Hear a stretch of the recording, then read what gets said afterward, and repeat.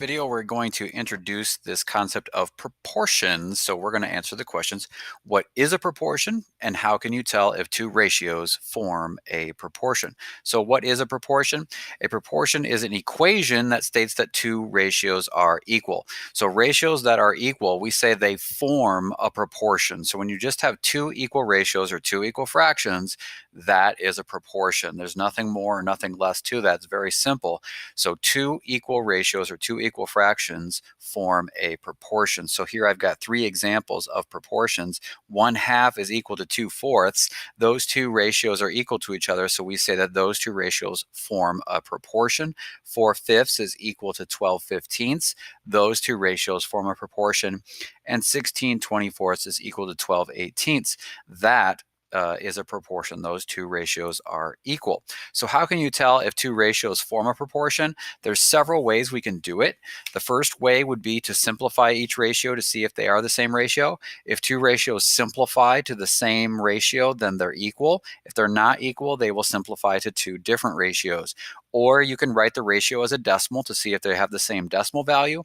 Or we can use something called cross products. Now, the cross product property says that cross products of equal ratios will be equal. So what is a cross product?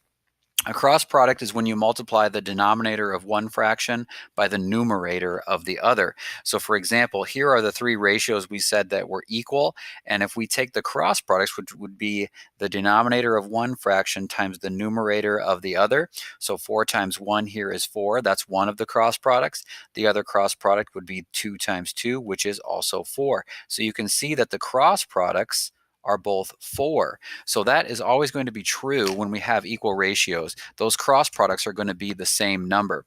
So if we look at the next ratios, 4/5 is equal to 12/15. And if we look at those cross products, 15 times 4 is 60.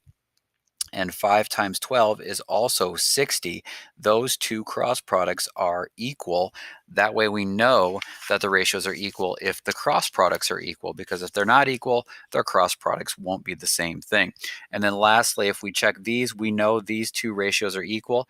18 times 16 is 288, and 24 times 12 is also 288. These cross products are the same thing. They are equal. And that's the cross product property. Whenever you have two equal ratios, their cross products will be the exact same number. So do these ratios form a proportion? 6/8 and 9/12. Are these two equal to each other, in other words? So I'm going to show it three different ways, the ways that we talked about. We can simplify the ratios, we can write them as decimals, or we can check the cross products. All three methods will get you the same conclusion. You'll find out if they're equal or not, and sometimes it's easier to use one over the other. So let's simplify these ratios. 6/8 does simplify. It simplifies to 3/4.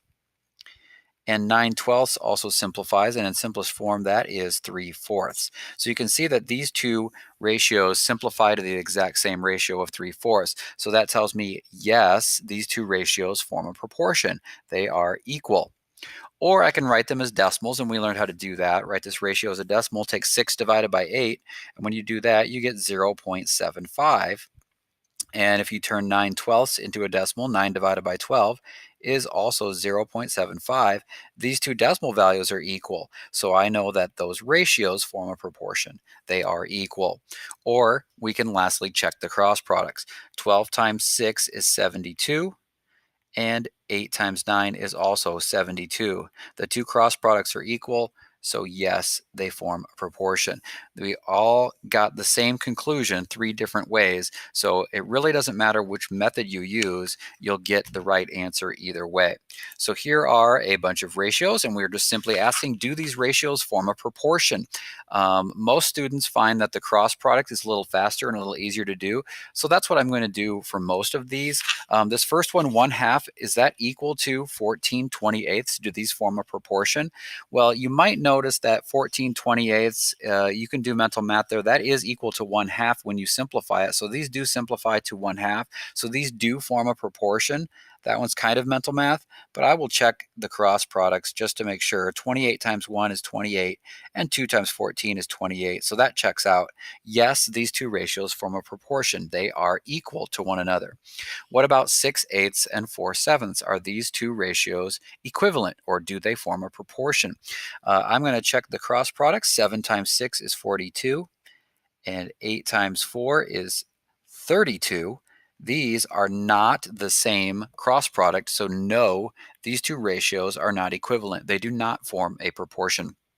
Next, 7 over 2 and 27 over 8. Checking the cross products, I get 56 and 54. Again, these cross products are not the same thing, so no, these ratios are not equal. They do not form a proportion. 4/5 and 10/13, do these two ratios form a proportion? If I check the cross products, I get 52 and 50. Again, these are not equivalent, so these two ratios do not form a proportion. Next, 5/9 and 15/27. If you know that this one simplifies to 5/9, you'll know that yes, these do form a proportion, but checking the cross products, 27 times 5 is 135, and 9 times 15 is also 135. The two cross products are equal, so yes, these ratios form a proportion. And then lastly, 6 to 14 and 3 to 7. Do these two ratios form a proportion?